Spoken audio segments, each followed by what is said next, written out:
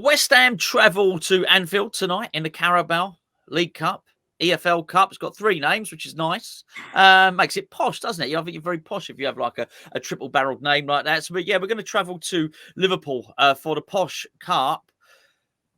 I've got Nick with me. Let's start with a question which normally goes at the end of the video, Nick, because it's just otherwise just dodging the inevitable. Are you confident for tonight's game? Wow, what a question! I didn't expect the word confident to be thrown in there. Brings up a lot of emotional issues, really. Confident. I suppose what gives me confidence is a couple of things. Number one has to be our sheerly massive travelling support. 5,800 and something tickets sold out, of course. And I think the last time we were there, I think they hadn't finished the top part of that stand behind the goal or something. So we were a bit mugged off, if you like, about allocation. We didn't quite get the full thing. So, that's definitely a plus in our favour. No matter who plays, no matter the troubles that we faced in recent times, that's going to be something. And the other thing, I suppose, if you like, bit clutching at straws, is by the rules of football, when you're down, you can only go up. So it would seem like with I mean, I'm not quite sure if it's doom and gloom, because it's a bit more feisty. Whatever's feistier than doom and gloom, that's where our fan base currently is. So that means that we might get a little unexpected blip of goodness. Well, I think you're I think you're wrong. I really do. I think it can get worse. Really? It really can. Oh yeah. Make no mistake about it. Yeah, if we lose against Liverpool, I mean, it's the interesting thing. I think the Liverpool result is it's not the end. It's not catastrophic. I think it's possibly even excusable. But I tell you what, I think you almost get 2 different emotions. I want to talk about Liverpool and then Brentford. So I think almost losing against Liverpool would not be a surprise, because they're obviously a really good team. They thumped us last season, and I can't remember if it was the FA Cup or the League Cup, but we went away there. They thumped us. Jared Bowen scored a really, really good goal. But I think it would just induce more apathy. I think it would almost suck the joy out of a lot of West Ham fans. I think, oh, for goodness sake. I think maybe people would start to look and think, how bad's our season going to be if we're out the cup this early? But I don't think there would be absolute anger. I think the absolute anger, I think the absolute anger would go. Listen, I understand, people are short-tempered with it, and it's, it was not good, not a good vibe in the stadium on Saturday. Far from it. I think the anger would come if we lost to Brentford. And so I think, I do. I think those 2 things could happen. I think we lose to Liverpool, it sort of sucks the life out of us.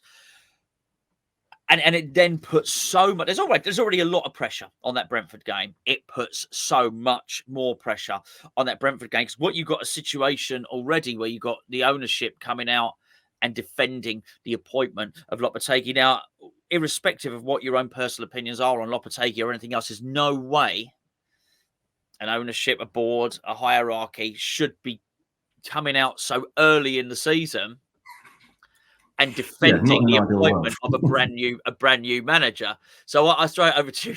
Things actually can get worse. I mean, they definitely can. My just nonsense blind hope is that they don't. I mean, if anyone's wondering who is this turtlenecked fellow at this point, I should say I do the watch-alongs on this channel, so I will be there just purely and simply shitting myself intensely all the way up to 7:45 or whenever it kicks off. But yeah, I mean, interesting that you think it could be apathy. I think that could be more fuel for the fire. And then the Brentford game is away. That makes it almost partially it has a percentage of excusability. And then you have Ipswich at home, which I'm going to. So obviously I don't want us to lose the next 2 games to see what happens at the start of the Ipswich game. But if we lose the next 2 games, I wonder that seemingly what you'd hope for at the start of the season is one of our easier games at home could turn into an unexpected cauldron atmosphere. But I mean, where do you stand? Are you, because based on You're not everything, going to ask me if I'm Lopetegui in or out, are you? No. No. I was going to phrase it differently. Are you standing shoulder to shoulder with Julen Lopetegui at this point?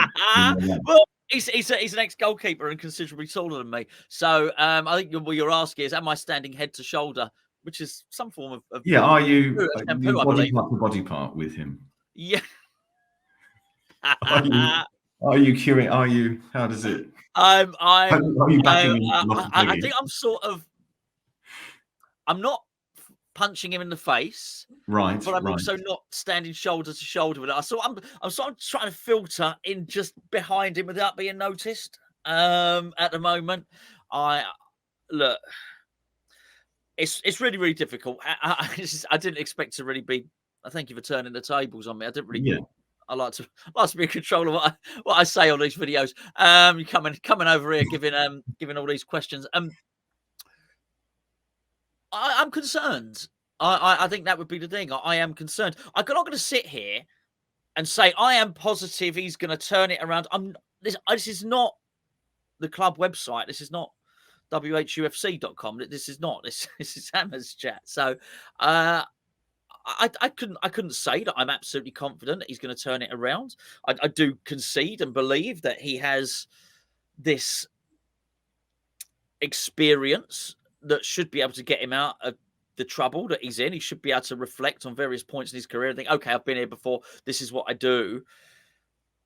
But that being said, I sound like a scratch record then, because I used to say that about David Moyes. I spent the second half of last season saying about David Moyes, because David Moyes would always say, I'm an experienced manager. I've done 1,000 games. He used to say all this sort of stuff.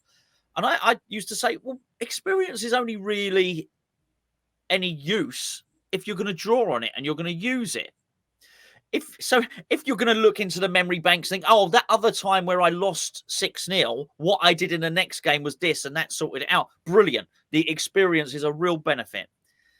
If you're going to just be experienced and continue to do the same crappy old stuff, then you might as well be you might as well be new and try something different. The experience is null and void. So I'm hoping that Lopetegui has got something in his locker tactically to throw out the ridiculous concept, ridiculous ideas, defensive strategy that he had. It's not just against Chelsea, but I think Chelsea, we saw it at its worst. I think you can see snippets of that in the other games. And I think he now is probably going to... This is the question. I'm going to throw something back at you. I think he needs to look at his defence, and I think he needs to adjust slightly what he's doing. Not do you think he's capable of doing it, but do you think he will? Do you think he's going to throw out his philosophy? I mean, trying to look at plus sides, the plus sides are that he has changed things. He has, in that way, proven he's better than David Moyes, or rather, I should say, whom the media still seem to think that West Ham United Football Club can only have David Moyes or someone else. Everyone else can change their manager, but not us. No. Yeah. It's they don't raise the question of change manager. But what about David Moyes? Which again, when Gio, before the Fulham game, spoke to that chap who it looks as though he was hiding from CCTV in his own house. He had the hat. He had the hat right over his eyes, didn't he? Yeah. Which I'm no one to cast aspersions on. No, fashion. you're hiding your neck. Yeah. I don't know, what sort of necklace have you got on that you're trying to hide? But carry on. Sorry. Everywhere. What on earth was I talking about at this point? Yeah. The question is to anyone, to Alan Shearer, to anyone in football who does support. You look a bit like Alan Shearer. Thanks very much.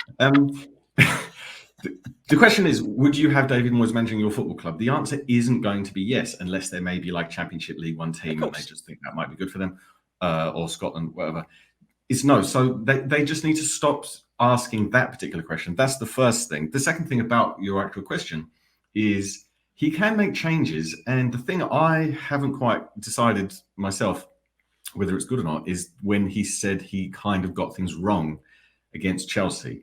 Because a lot of the people, and just to like shout out on Hammer's chat, we're actually quite well-rounded and impartial. But on the other channels, they've basically made their minds up. I'm not saying that's wrong. That's their opinion. Fair enough. They've made their minds up that they don't like Lopetegui. Okay. So when he said that he did wrong things, is that good that he's coming out and saying that as the leader and the coach and, like admitting blame? Or is it weird if he's still learning the basics? If he says, oh, yeah, I shouldn't have put Rodriguez on doing the whole midfield by himself, even though he's old and slow. Oh, yeah, I shouldn't have put Alvarez in defence, didn't say those words, but hinted at it. Is that good, or should he know those things? Like, is he doing an internship with us at this point? I suspect, and this is really, really early suspicion, that's why I don't want to speak with any sort of assurance, because while am I confident he's going to turn it round? No. Do I think he's capable? Yes, I think he should be. I think almost anybody. Yeah. Even me, right? And I am not a football tactician. If I'd have done that and I'd have done those tactics, I'd be changing it, and I'd probably go a little bit more. I'd probably cover my arse a little bit more in the next game, right? So I'd probably swap things around. So I would expect a non-football person to look at that and think, okay, we've got our arses smacked in that one. I'm going to change things a little bit. So I think I am confident that he can do it. Yeah, especially with the players. What I think is the most concerning thing to me, and what I suspect, and it is an early suspicion, I think he's been taken by surprise by the Premier League. Now, he shouldn't have done, and here's my theory, and it's a shit one, right?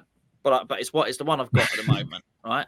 All right, let's work on it. I think I look at the Premier League now, and I've always really liked Premier League football. I do, but the Premier League now looks even faster than it was. I'm not sure any amount. I'm not saying it's a fitter league, but it's just faster players. Everyone's always ran quickly in the Premier League, but everyone's got rapid players. And I also think now everybody is almost. I haven't got an encyclopedic knowledge of everyone, but in the main, most teams have central defenders. And Arsenal are a great example. It doesn't really matter. The bullet. You can put a big target man up against Arsenal defenders. They don't really care. You can play quick strikers against Arsenal defenders. They don't really care. These central defenders seem to be a lot of them multifaceted. They're athletes and they're fast and they're good on the ball. They're just, things are a bit different now. I think it's a little bit faster. I think it's always been physical. And I do wonder if, because we hear about Lopetegui for years, he's been planning about the Premier League. Now, obviously, he's been here before, but I will go back to what I said. When he was at Wolves actually had a lot of rapid players. Fast, low centre of gravity, a lot of them. Twisty, turny, some of them are really strong as well. So I think he could probably play out what he wanted to do without being caught short. And a lot of them were already, people like Traore and whatnot were already there. I think Neto, Podence, I'm not exact. I can't remember the exact makeup of his team. Maybe Podence had moved on by that point, but they had a lot of really, really quick players. That was for sure. So I think he could probably play out with his quick tactics and do what he wanted to do. But that was accidental because he hadn't necessarily signed those players. I think he now finds himself at West Ham, and we are significantly slower than almost everybody else. Not saying we have no fast players. I'm saying we have none. Kudus is quite fast, but he's a sort of, I'd say he's 8 out of 10 speed and very strong. But a lot of these other teams have got 10 out of 10 pace for players. And we don't. And we certainly don't have enough of them. And you look for every position of the team, and it's slow. And my biggest concern is not that he doesn't have the tactics, but actually that the tactics just do not suit the Premier League, which I think is a little bit of a worry, really, because we're just going to get taken apart. And yes, a lot was made about Chelsea having very, very quick players, but make no mistake about it, Fulham had very, very quick players. Look at the counter attack for Aston Villa's second goal as well. We made the substitutions very, very quick, and you could go through the teams. Great, we got the result against Crystal Palace, but Crystal Palace were a rapid team, and you start looking through the players. And start looking through. There's not too many. I don't think you find too many. My concern is that we're stuck in a situation where he's got a lot of slow-ass players, basically. And has he identified that, and how's he going to fix it? And I think that's my concern with him. Yeah, I mean, that perhaps your theory is not so shit, because what he intimated about Todibo not being strong enough, I also found that funny because teams don't have strong attackers. obviously Haaland is the sure. one who is, but apart from him, yeah, there isn't the big man up top. They don't really outmuscle. So I found that a bit weird on the same way, because he doesn't need to be strong if he's quick. And I've really had enough of Mavropanos as like even trying to be level-headed and more analytical and emotional, this kind of thing. You can analyze the mistakes he's made this year alone. And it's absolutely not good enough. Obviously, the key thing with the Liverpool game is, if you like, their manager's opinion on the cup, and does he want to try and win everything? Because they've done well in this cup over the years, and it's proven to be a nice trophy for them to have if they're not going to get near the Premier League.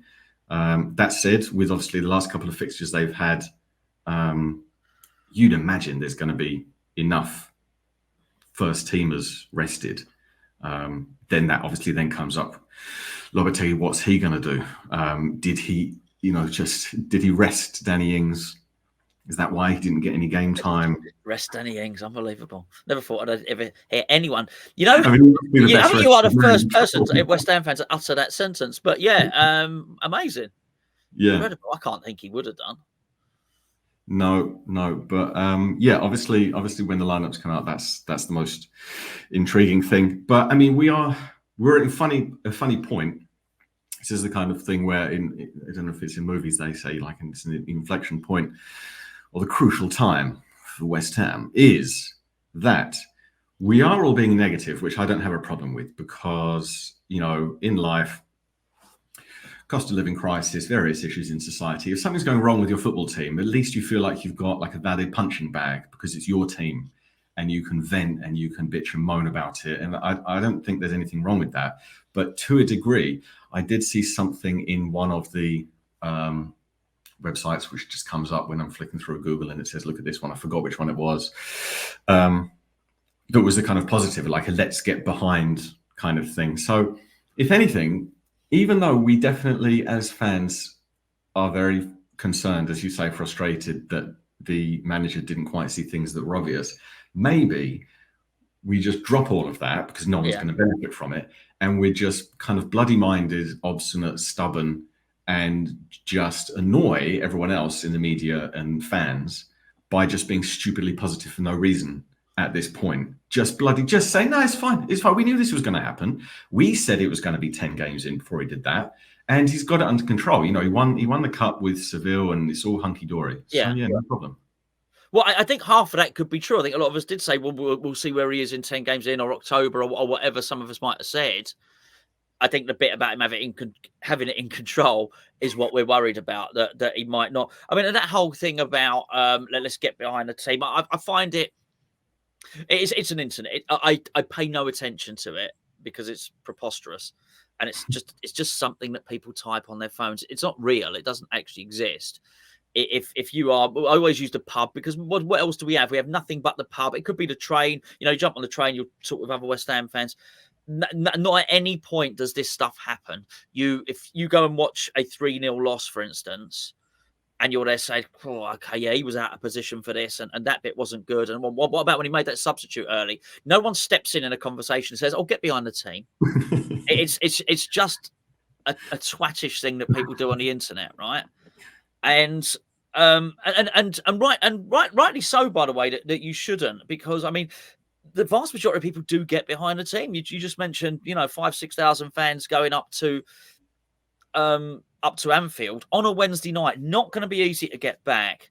It's bloody insulting to say get behind the team to people that are travelling up there. I mean, it really is. It's an insult. And it's right that you would type it on the internet, 'cause you wouldn't say it to their face. You wouldn't say it to somebody that's finished work early, is had to, whatever, arrange babysitters and the rest of it, has paid a fortune for the train, is not going to get back home until 1:30 in the morning, is going to sing their bloody hearts out, probably knows they're travelling up to watch a loss.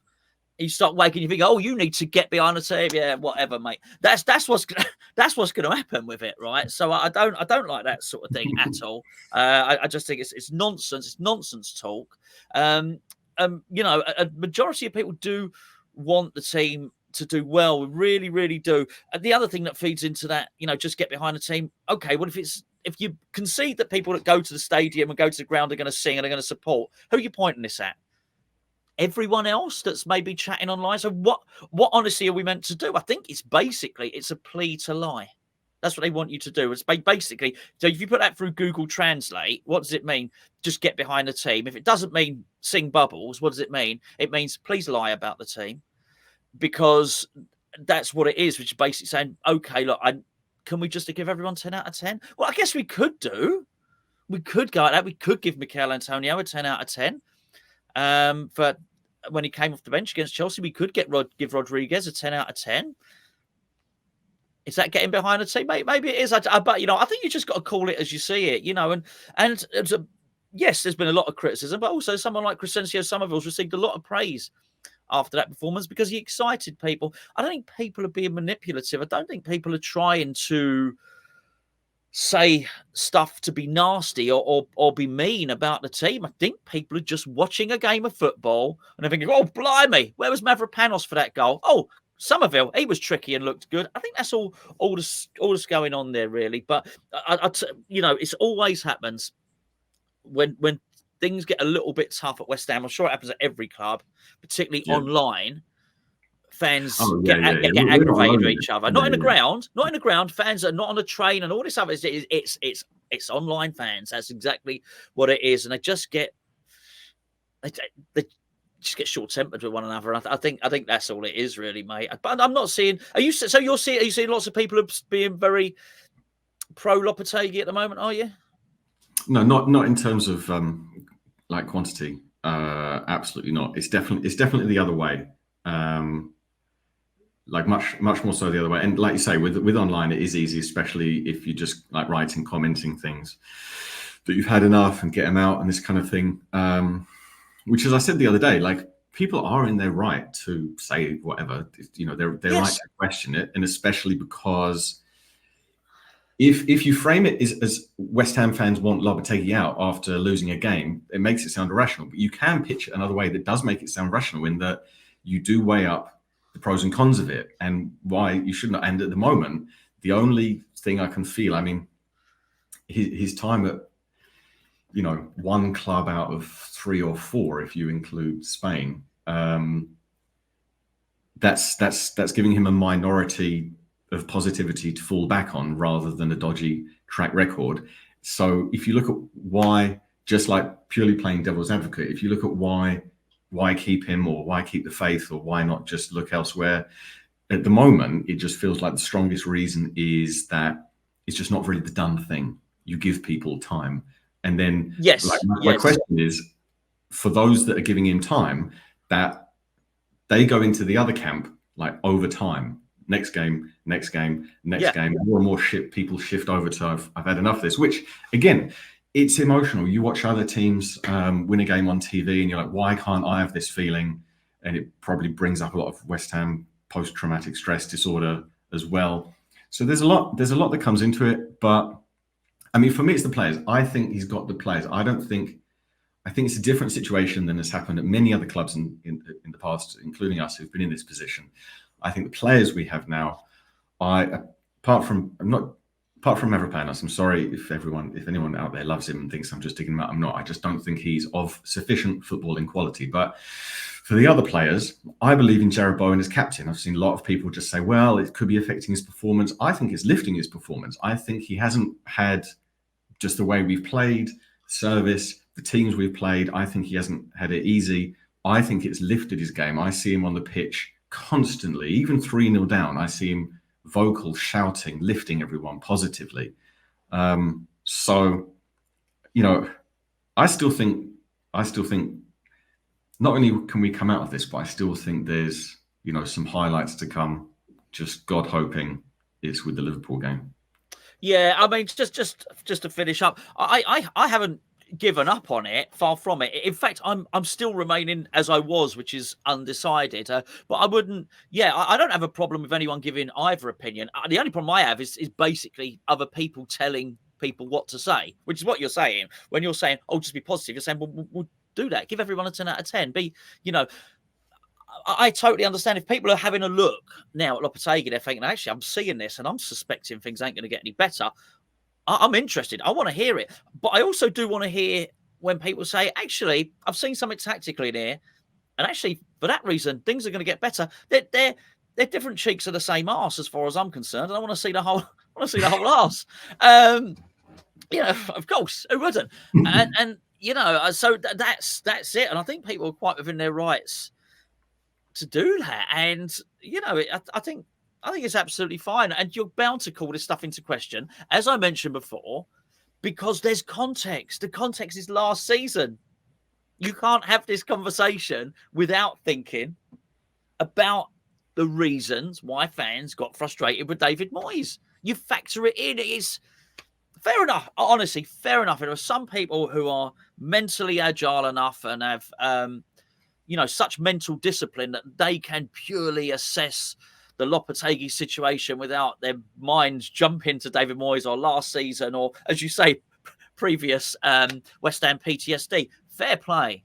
But I think you'd say for the majority of fans, we are emotional. We are emotional. You are happy and overjoyed after a win. You're grumpy after a loss. It's perfect. Honestly, it's perfectly normal. I was there. Honestly, there's like these in front of our seats at the stadium. There's this railing, and there was a point where in the second half, it was probably after 60, 70 minutes. I can't remember. I had my head in my hands, right, like that, but I was also resting my head on the bar at the front. So I was pretty much looking at my knees, right? I wasn't quite headbutting the bar. And I did this, and it's in a stadium. This was audible. Like that. My girlfriend said, "Oh, are you all right? Are you all right?" You paid for this. Are you okay? And I looked, and I looked at it, and we're 3-0 down, obviously, by this point, and we're clearly not getting in it. And I remember a point, I remember looking at it in 64 minutes, and then looking again at the clock on 70 minutes. And for those of you that don't know your mathematics, I'm going to tell you now, that was 6 minutes. That seemed like an hour. And I thought, oh, gosh. Oh, no. I'm in a vortex or something. The space-time continuum has messed up. I can't. I'm stuck. It was horrendous. It was horrendous to watch. That's football, right? That's I meant to feel like that. I am not meant to. What I meant. I don't know what I meant to do at that point, apart from rest my head on the railings, put my head in my hands, and go. What I meant to do? Stand up. Oh, Julen Lopetegui is going to win the league. What? Come on, man. That's a new song. I've invented a new song. Actually, I don't think it will take off. I don't know. Get a goal up against Brentford. I trust the away fans to do something ridiculously positive about we're going to win the league. Why not? Yeah, absolutely. Yes, yeah, no, that's when you know it's that bad. It's when the song comes out later on in the season, when we've actually broken all records and we've lost our first 6 home games, and we all start singing "Our crap must you be, we're winning at home" when we go 1-0 up against I don't know, Pontefract Rovers or something, whatever. Yeah, brilliant. Anyway, look, I'm going to leave it there, mate. It's been lovely chatting to you. I'll give us. Listen, this has been the most messed up preview I've ever done in my life, actually. Preview. Football will happen. Yeah, we started off with something resembling normality in a preview. Asked you if you're confident. Just give us a score. Give us a score line, mate, and then we'll disappear. 2-1 West Ham. Brilliant. Love it. Right. Nick and Northie, Mark, are going to be live for the watch along, which of course is over on the main Hammers Chat channel. So if you want to watch the game in some company, I'm assuming that you're on your own, but if you're on your own and you think, I don't want to be on my own, then you can watch the game on your TV. And then you can watch these fellas on the watch along on your phone or your device, and they'll talk you through it. And you can share in the jubilation and triumphs. Let's get behind the team. The jubilations and triumphs of what is clearly destined to be a West Ham victory.